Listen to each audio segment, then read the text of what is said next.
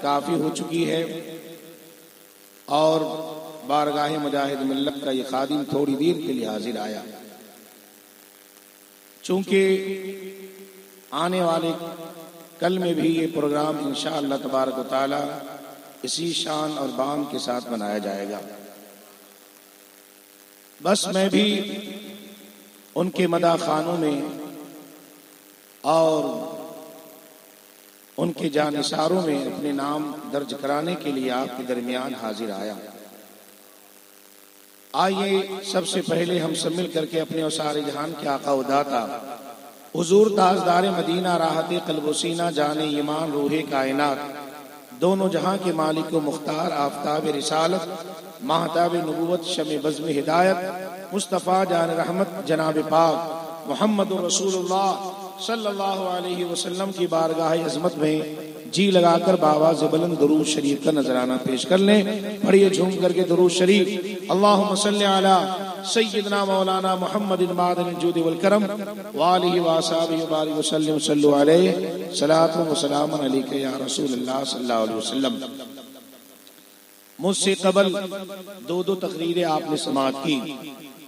सबसे पहले आपकी मस्जिद और गुजदर्रा की जामा मस्जिद के इमाम व खतीब हज़रत अल्लामा मौलाना मोहम्मद फरीद साहब रज़वी का एक खिताब नायाब आपने समाअत किया और अभी हमारे दारुल मुजाहिद मिल्लत के शेख उल हदीस हज़रत अल्लामा मौलाना मोहम्मद हनीफ साहब मिसबाही का एक अछूता और एक निराला और हर एतबार से एक जामे खिताब आपने समाअत किया।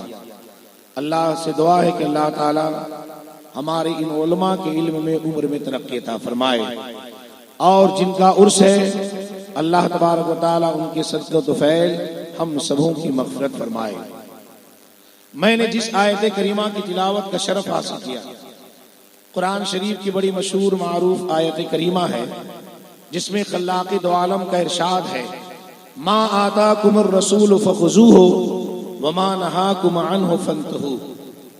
जिसका माना यह है कि जो तुम्हें रसूल अता फरमाए उसे ले लो और जिससे रसूल ने मना फरमाया उससे रुक जाओ। हमारे आका ने जो हमें दिया है, मुस्तफ़ा जान रहमत ने जो हमें अता किया है, हम नबी के गुलाम हैं, हम नबी के वफादार हैं, हम पर लाजिम जरूरी है। अल्लाह फरमा रहा है जो तुम्हें रसूल अता फरमाए उसे ले लो और जिससे नबी ने मना फरमाया है उससे बाज रहो। ए गुजदर्रा के खुश अकीदा मुसलमानों, रात के आखिरी वक्त में आपको मुजाहिद मिल्लत की बारगाह का खादिम ये पैगाम देता है। आज जिनके उर्स में हम हाजिरी दे रहे हैं और जिनका उर्स मना रहे हैं, इन्हें मकबूलियत ऐसी क्यों मिली और ये मकाम ऐसा क्यों मिला जिसकी वजह से हम भी तारीफ कर रहे हैं, बड़े भी तारीफ कर रहे हैं, छोटे भी तारीफ कर रहे हैं, अपने भी तारीफ कर रहे हैं, गैर भी तारीफ कर रहे हैं। उसकी वजह यही है कि हम और आप जानते हैं जो दीन पर साबित कदम रहता है, दीन के लिए सब कुछ कुर्बान कर देता है, तो अल्लाह ताला उसे मरने नहीं देता है, उसे ऐसी जिंदगी अता फरमा देता है कि अपनी कब्र में होते हैं तो अभी जिंदा होते हैं और अपनी कब्र से अनवार रहमत की बरसात गुलामों पर बरसात। मौलाना मोहम्मद अली जना साहब, मेरा ईमान कहता है, मेरा अकीदा कहता है कि आज भी जिंदा है, कल भी जिंदा है, सुबह क़यामत में जिंदा है। इसलिए कि शायर कहता है, कौन कहता है कि मोमिन मर गया, कौन कहता है कि मोमिन मर गया, दहरे से छूटा हुआ अपने घर गया। अल्लाह वालों की शान यही होती है और वो भी मौलाना ऐसे जो आलिम ही नहीं बल्कि आलिम बाअमल का नाम मौलाना मोहम्मद अली जना, आलिम गर का नाम मौलाना मोहम्मद अली जना, जो सिर्फ आलिम ही नहीं थे बल्कि न जाने कितने को आलिम बना दिया, मुफ्ती ही नहीं थे बल्कि न जाने कितने को मुफ्ती बना दिया, कितने को हाफिज बना दिया, कितने को कारी बना दिया। और आप जानते हैं जो इल्म पढ़ करके उस पर अमल करता है वही इंसान दुनिया में भी कामयाब रहता है और आखिरत में भी उसी के लिए कामयाबी है। दुरूद शरीफ पढ़ लें। अल्लाहुम्मा सल्ली अला सय्यिदना मौलाना मुहम्मदिन मादनिल जूद वल करम व आलिहि व असहाबिहि व बारिक वसल्लम सल्लु अलैहि सलातु व सलामुन अलैका या रसूल अल्लाह सल्लल्लाहु तआला अलैहि वसल्लम। कुरान में अल्लाह ने फरमाया जो तुम्हें रसूल अता फरमाए उसे ले लो और जिससे नबी ने मना फरमाया उससे बाज रहो। सहाबे किराम की जिंदगी को देखिए। सहाबे किराम ने नबी ये दो जहां के इरशाद को इस तरह से लिया है कि नबी ने जो भी फरमाया सहाबे किराम ने उसे सुना और सुनने के बाद उस पर ऐसा अमल किया है। क्या सहाबे किराम की जिंदगी को देखिए, उनकी हयात तैयबा का मुताला कीजिए, उनकी सीरत तैयबा का मुताला करिए तो मालूम होता है कि सहाबे किराम ने नबी ये दो जहां सल्लल्लाहु अलैहि वसल्लम के अदाओं पर अपने आप को उतार लिया है। मेरे नबी जिस रास्ते से चले हैं, रास्ते से चलने में अगर नबी ये दो जहां सल्लल्लाहु अलैहि वसल्लम का इमामा शरीफ अगर किसी दरख्त से और बबूल के कांटे से उलझ जाते हैं तो कोई सहाबी ने अगर इसको देखा है तो बिलकस सहाबे किराम अगर उस रास्ते से जाते हैं तो अपने इमामे को भी फंसाते हैं ताकि मेरे नबी का इधर से गुजर हुआ है, मेरे नबी का इमामा अगर उस दरख्त से लगा है तो मेरा भी इमामा लग जाए ताकि नबी की सुन्नत अदा हो जाए। ये सहाबे किराम का तरीका था और सहाबे किराम को नबी ये दो जहां सल्लल्लाहु अलैहि वसल्लम ने जो फरमा दिया सहाबे किराम उस पर अमल करते थे। एक सहाबी है जिनका नाम है हजरत अब्दुल्ला अम्र इब्ने आस रज़ियल्लाहु ताला अन्हु। ये सहाबी रसूल हुजूर की बारगाह में आए, गुलाबी रंग का कपड़ा पहने हुए थे, लाल कपड़ा पहन करके हुजूर की बारगाह में आए।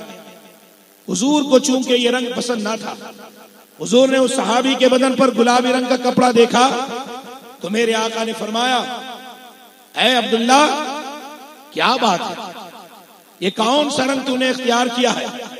हजरत अब्दुल्ला इब्ने अम्र इब्ने आस ने समझ लिया कि मेरे आका को ये रंग पसंद नहीं। वो घर जाते हैं, जाने के बाद अपने जिस्म से उस कपड़े को उतार दिया, उतारने के बाद आग की भट्टी में डाल दिया और जला करके उसको राख कर दिया। दूसरे दिन हुजूर की बारगाह में वो सहाबी आए।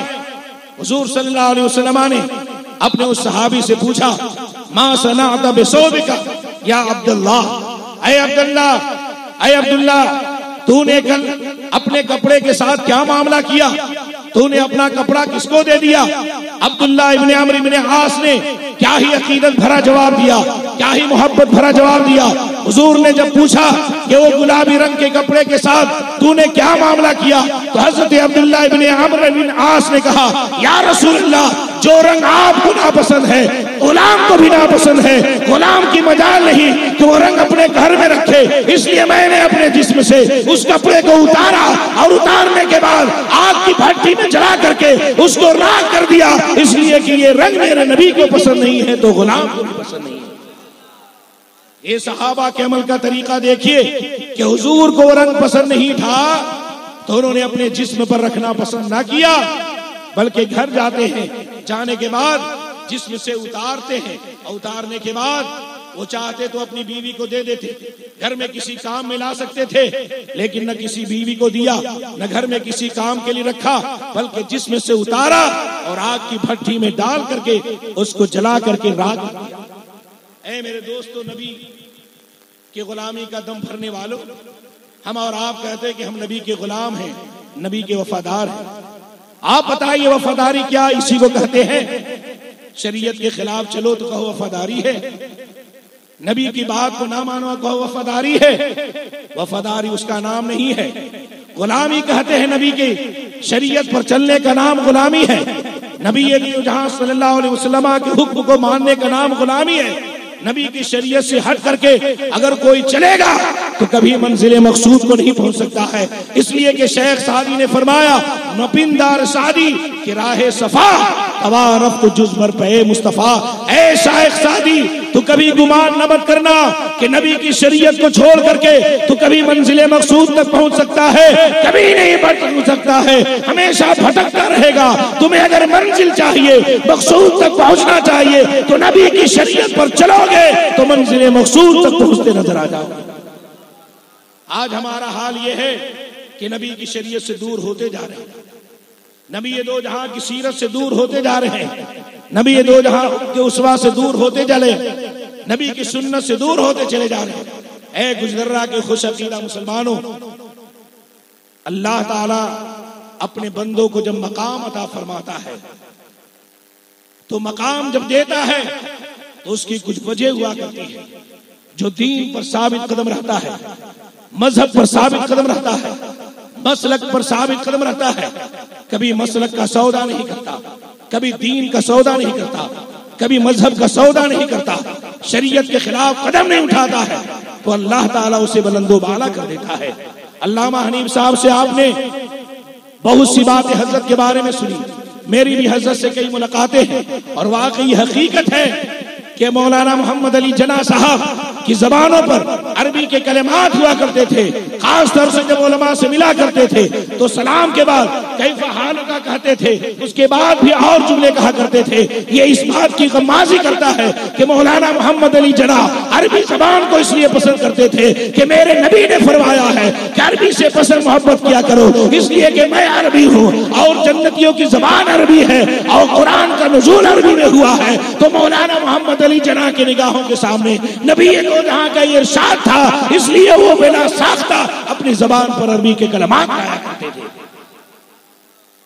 यही वजह है कि उलमा से मिलते थे तो अरबी में गुफ्तगू किया करते थे, अरबी में बातें किया करते थे, और उनके सामने बहुत से हालात आए, आप भी जानते हैं, लेकिन सबका उन्होंने डट करके मुकाबला किया।